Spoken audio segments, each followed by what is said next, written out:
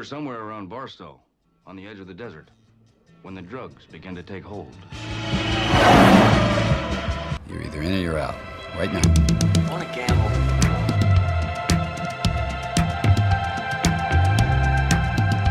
I never want to hear those words out of your mouth again. Gambling is not your problem. Has anybody ever told you before your bad luck? Most gamblers, when they go to gamble, they go to win. Those were my mother's dying words. When we go to gamble, we go to lose. Show me the money. Get out of here, man. Show you the money. Honestly, let's just go. Let's go to Vegas.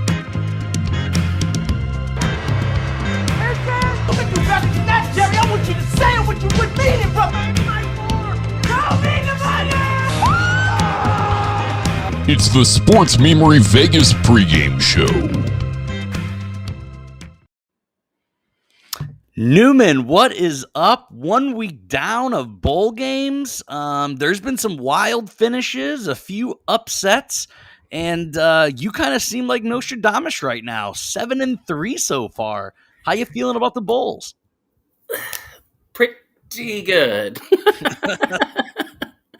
Yeah, I mean, I love bowl season. It's a lot of fun always. It's there's a lot of things to incorporate in when you're thinking about picking these games, just because there's so many opt-outs and all this stuff, moving lines constantly. So yeah, it's always a fun, good. It's great for December when there's a lot of shit not really happening at work and you're just sitting at home and you could be watching some games while you're working. Right. That totally ratchets up right between Christmas and New Year's, which is what we're focusing on today. But before we get into the games, for those that don't know, Trevor is going with a little bit of a different model on how he's picking. He is just fading me, which right so far isn't going so well for him. I'm 6-4. He's 4-6. So we'll see how that continues for him. It's an interesting strategy. He kicked my butt during the season, so I certainly get his rationale. But if you guys are following, make sure to give Trevor Irish a hard time for fading me and that not going so well 1/3 of the way through bowl season. But enough about us. Newman, you ready to get into these games? Let's do it. Cool.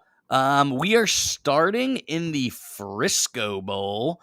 Down in Texas, if I believe. So a little bit of a home game for North Texas, who is getting 2.5 points against Miami of Ohio.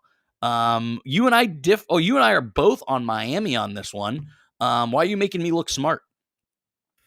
I mean, right now they're just the better team than North Texas is.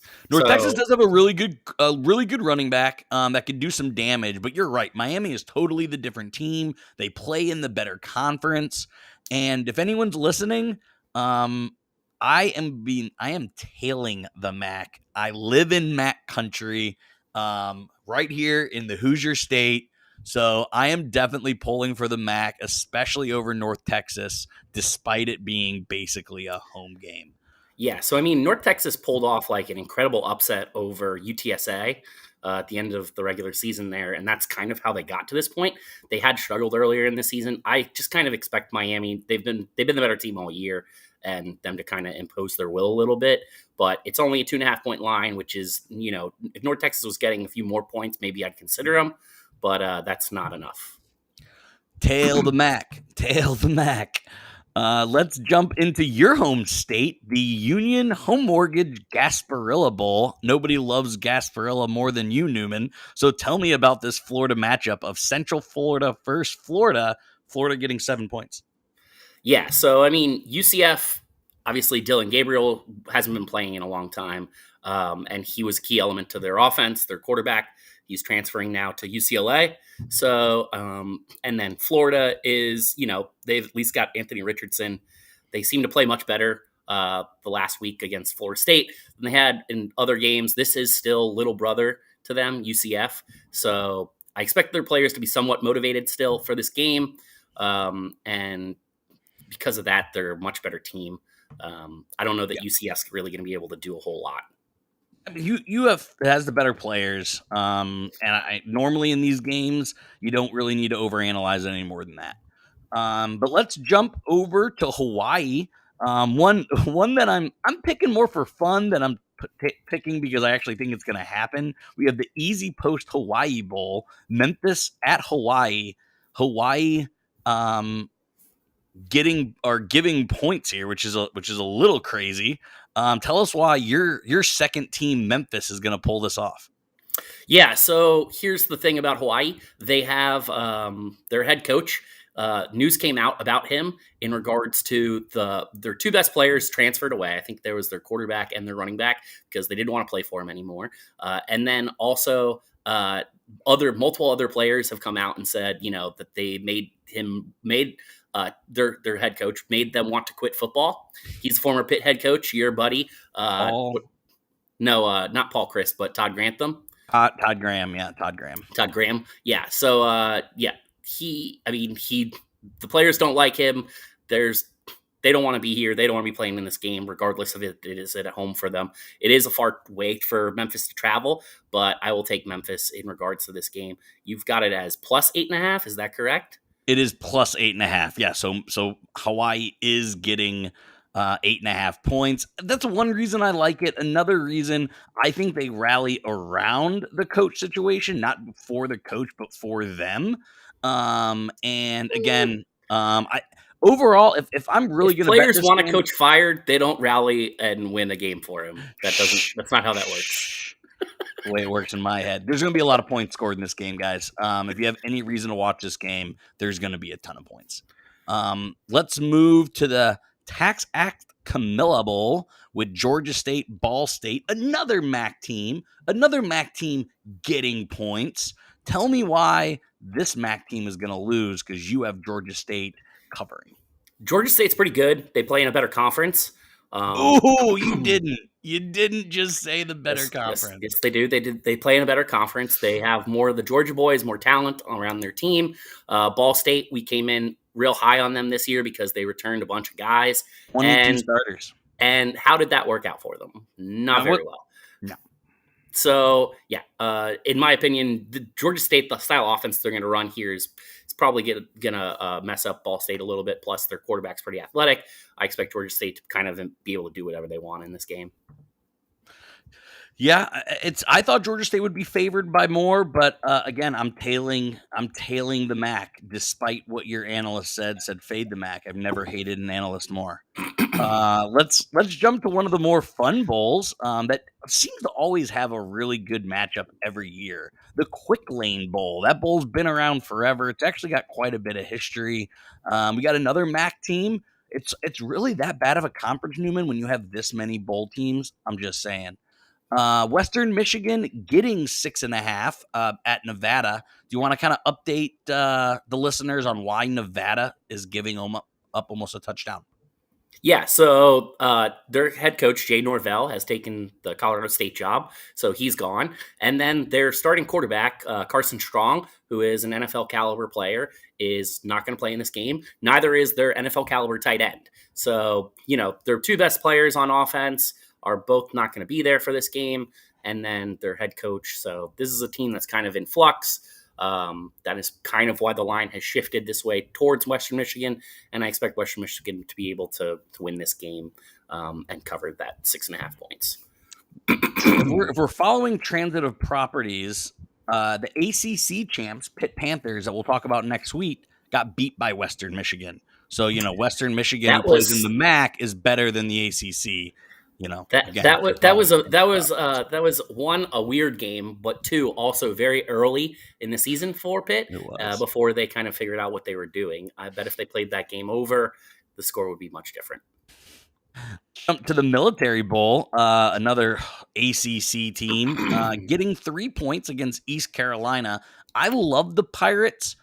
Boston College is just the better team. It killed me to pick an ACC team because the ACC stinks this year, but I think they easily cover against East Carolina, right? Yeah, Phil Dracovic said he's coming back for this game. Boston College is a different team when Phil Dracovic is on the field. The points kind of played out for Boston College to be favored in this game already. And that was, they played half the season without Jurkovec, which kind of skewed the numbers against them. So with Jurkovec back in the lineup, I expect that to help out a lot. Plus, they have a really talented wide receiver who's going to play on Sundays as well, and Zay Flowers. So I do expect Boston College to be able to cover the 3 points against East Carolina. There we go. Let's jump to another. I hate when bowl games do this, but we're jumping to the Birmingham Bowl, where Houston goes into Auburn, into Alabama country, and they're only getting 2.5 points. You and I don't believe in all of that home field advantage stuff. We both have Houston winning. No shock. Trevor is going opposite me and taking the home team, but why is Trevor wrong for fading me in this game? So Houston is going to be the more motivated team in this game, right? Auburn doesn't really have anything that they're playing for. No Bo Nix. Brian Harsin has had some issues with the administration, and there was some talk of him potentially even being out after 1 year at Auburn, which, as we know, Auburn's kind of crazy, so that's to be expected. Then you've got, TJ Finley was a little bit banged up in that Alabama game, but this is what a letdown, right? From Alabama to Houston is a significant letdown. Houston just is going to want this game more, so I expect them to be able to cover that 2.5 points, if not win outright. Yeah, I love Houston outright. Well, they weren't able to pull it off in Cincinnati in their championship game. I thought they looked really good. Back to the First Responders Bowl, and finally you and I disagreeing again. We got Air Force going against Louisville. Louisville, the line's dropped since the last time we spoke. Air Force was getting 11.5. Now that line's down 9.5 because money's coming in on Air Force, which is the right call, which is who I have. Yet you have the team losing points in Louisville. Why do you think Louisville is going to cover by 10 points or more? So Louisville's former coach now used to be the coach at App State, and he's used to preparing against triple option teams because they do have some of those in that conference. They also had extra time to prepare for the triple option that Air Force is going to run in this game. And then you've got Louisville has this guy by the name of Malik Cunningham, who's awesome. He's one of the country's leaders in all-purpose yards. And I just think that Louisville, given the extra time to prepare, they should be able to, take advantage of that as well. And then, they just have the best players on the field. They're going to be a lot more talented than Air Force is. So they should be able to, cover that spread. So about a month and a half ago, I went on this big rant of Brandon's gambling guide, and it didn't turn out really well, but I'm sticking to it. It's my Bible, and one of those is never bet against a triple option team. Now, I love the triple option because what I played in high school, so I definitely have a soft spot for it, but I just think it's really hard to prepare. You're not wrong in any of the things you said. Louisville is the better team, but I just think 10 points is a lot here. So again, I'm taking the points, but I do think Louisville wins. Let's jump to the next bowl. The one that I'm hard to say the most excited because we have a great finale, but this is one of the bowl games I've had circled that I'm definitely going to be watching from start to finish. It's the Mike Leach AutoZone Liberty Bowl, Mississippi State getting 9.5, playing Texas Tech. We're both on Mississippi State. Because they're the better team in the better conference who had a better season, right? Yeah, I mean, Will Rogers is a significantly better quarterback than what Texas Tech is going to be rolling out there with. Texas Tech is losing, they lost their offense coordinator, so he took over head coaching jobs somewhere else or moved on or whatever. And then, obviously that was already an interim situation that they had going on. So an interim to the interim there, if you will, for Texas Tech, just probably overmatched in this game. Mississippi State. Plus, if you know anything about Mike Leach, you probably know that this is a salty man. Yes. And so he is not going to call the dogs off in this game. He's going to do everything in his power to run it up because Texas Tech still owes him money. So screw them. He's going to score as many points as he can, and I'm taking Mississippi State. You can probably have 14 if you wanted. For sure, and the over in this game. Mike Leach doesn't forgive, and he certainly never forgives. Actually don't like the over, and one of the reasons I don't like the over in this game is because when you have a team that is going to blow out the other team, overs tend not to hit. right? And I think that Mississippi State's defense is actually pretty good. So they're going to be able to kind of hold Texas Tech down. And then the air raid system that they run, while they do score a lot of points and they throw the ball a lot, they don't necessarily throw the ball down the field a lot. It is more stretch the field. So it is almost like a staple of their running game is, their passing game. So a lot of short, quick passes and stuff. Mississippi State's going to be on the field for a long time. They're going to keep the ball away from Texas Tech. I do expect them to win and cover the spread, but 59.5 is too much for me. Yeah, no, I hear you. I just want to shoot out. I want to shoot out so stinking bad. Let's jump to the Guaranteed Rate Bowl, which I think is a pretty interesting matchup. Whoa. We're skipping the San Diego County Credit Union Holiday Bowl. Oh my God, how did I? It's just because I didn't want to talk NC State. Like, I'm so sick and tired of you talking up NC State. It's like you freaking went there, even though you went to Florida State. I actually don't like Dave Doran at all. But you've been on NC State all year. You have been on NC State all year. He's generally a pretty good coach, and they have an awesome quarterback. Devin Leary is probably one of the best quarterbacks that no one's heard of. And I think that he's got a chance to really make some damage. I'm not sure in terms of whether or not he decided if he's going to come back. But if he does come back to school, I expect him to be, one of the guys who's really in it for the Maxwell Award next year as the best quarterback in the country. Got it. Yeah, no, it'll UCLA all day, in the words of Trevor. This is one game he isn't picking up against me. Trevor's second team is UCLA, so he actually isn't going against me on this one. I'm taking UCLA. It's about a pick'em game right now, guys. NC State's giving 1 point, but it should be a really good game. My apologies. Give me Devin Leary over DTR. Sorry. I just wanted to talk about how much of a clown PJ Fleck is. Anytime I can trash that guy, I'm gonna jump at the opportunity to do so. The Guaranteed Rate Bowl, West Virginia getting 5 points, playing Minnesota. Are you taking the better quarterback here, the better coach, the better team? Because all of those might apply with Minnesota.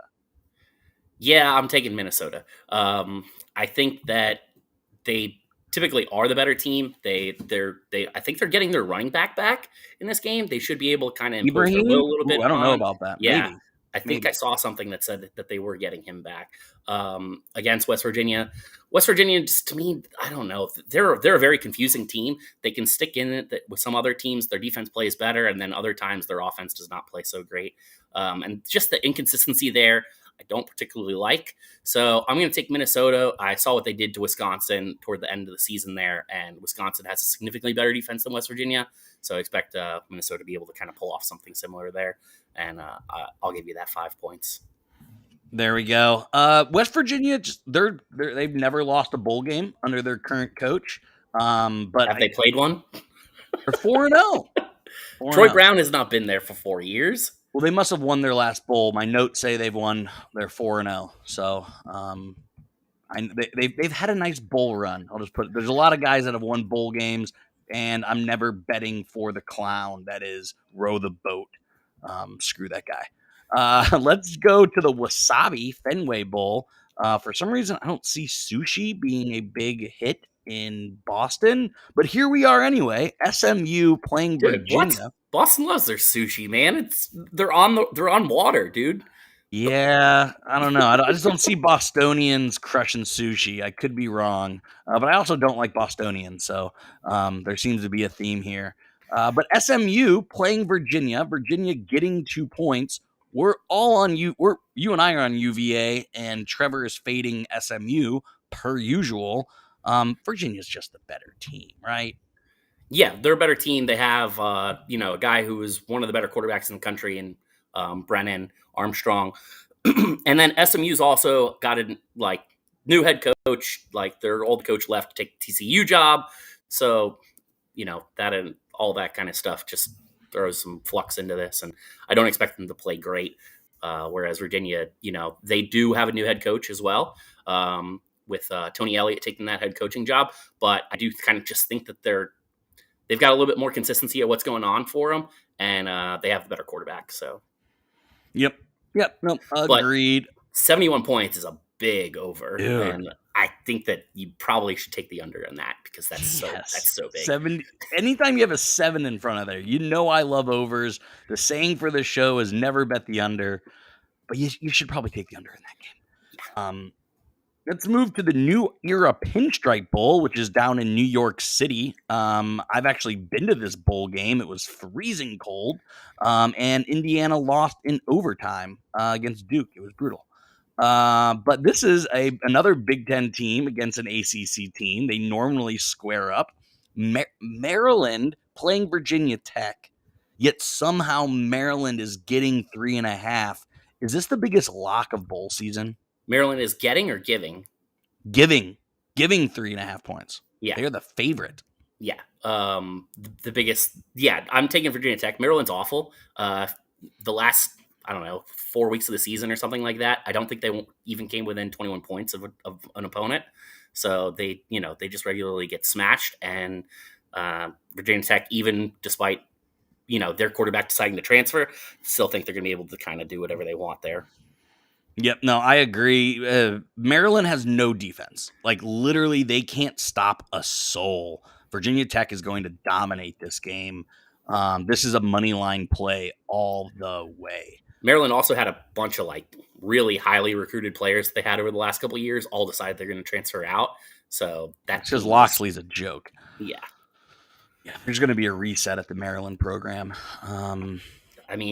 Why wait? Why didn't they do it this year? But I also this year with all the other turnover, maybe you're not going to get a good head coaching candidate to get the Maryland job. I guess I don't know. Yeah. All right, guys, we have flown through this. I apologize, but we have 2 awesome games coming up. 2 games that I really want to focus on. And it starts with one of my favorite bowls, the Cheez-It Bowl. And it's 2 teams that kind of had high hopes going into the year, and the season didn't turn out the way it wanted to. Number 19, Clemson, giving a point to Brock Purdy and Iowa State. And Trevor actually was smart and didn't fade me. We're all on Clemson here. And Newman, honestly, Clemson's a top 10 team. They could be a top 7 or top 5 team the way they're playing right now. Their defense is probably the second best defense in the country. And Brock Purdy is known to turn the ball over. So good luck with that. Yeah. Brock Purdy, he's going to get eaten alive here. He didn't really have Heisman aspirations, but there were NFL talks.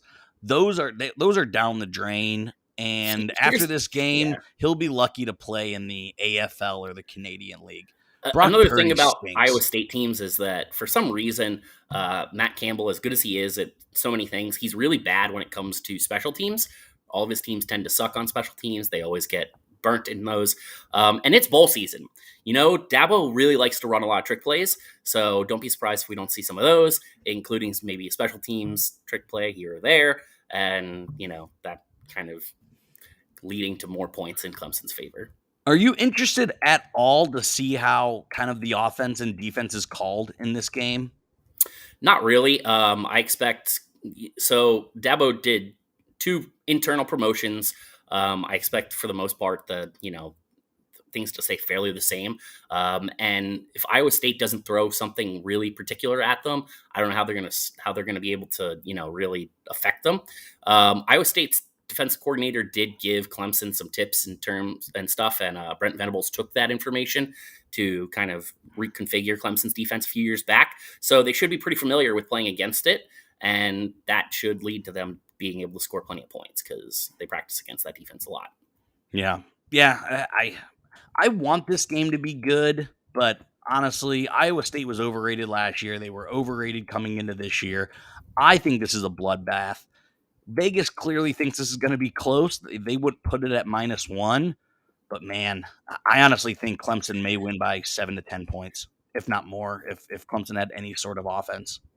I wouldn't be surprised to see a defensive touchdown out of Clemson either. So, yeah, with Brock Purdy at quarterback, turnovers are possible.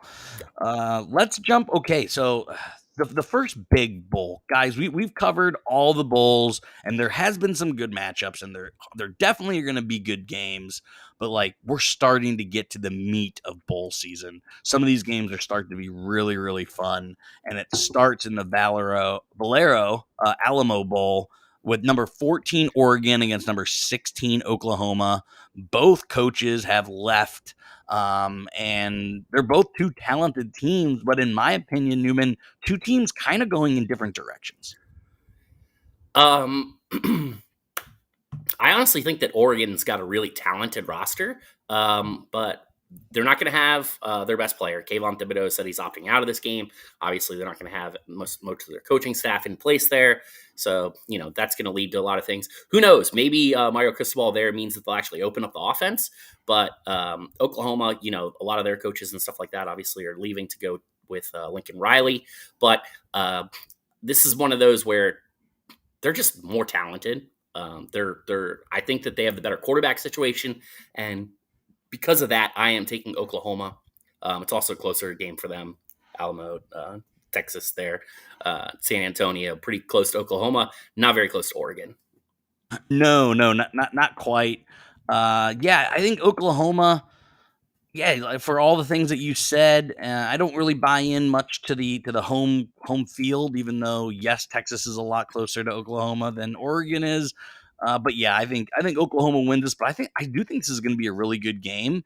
What about the over-under at 61? I don't think it gets there. Again, everyone knows how I love overs, but the other thing that we saw out of Oklahoma or Oregon the last couple times they played is they actually got smashed by Utah, who, while Utah is a pretty good team, and Oklahoma should be able to run the ball similar to what Utah did against Oregon, especially without Kayvon Thibodeau. And Oklahoma's quarterback is really good. So expect him to, be able to make enough plays there to really be a separator in regards to that game. Whereas Oregon's quarterback is trash. Yes. Anthony Brown, goodbye. You're never going to play in the NFL, especially not at quarterback. No. Maybe you'll have a chance in the XFL. Possibly if only the XFL were going to come back. But it might, who knows? And if it does, the sports memory is where you want to go for it. All right, Newman, that gets us up to the games up until December 29th, which is next Wednesday. That is when Newman and I will be back to discuss all of the New Year's Eve games, the bowl football semifinal, the New Year's Six games. This slate of games is really good, but again, the meat is definitely next year or next week. So this is your appetizer. This is your 5 fishes on the day before or New Year's Eve there before Christmas. So for sure. All right, so Newman out in a big lead, but I'm nipping on his heels. Trevor is fading me everywhere, so we'll be back here next week to let you guys know what we're up to. All right, till then, later, Newman.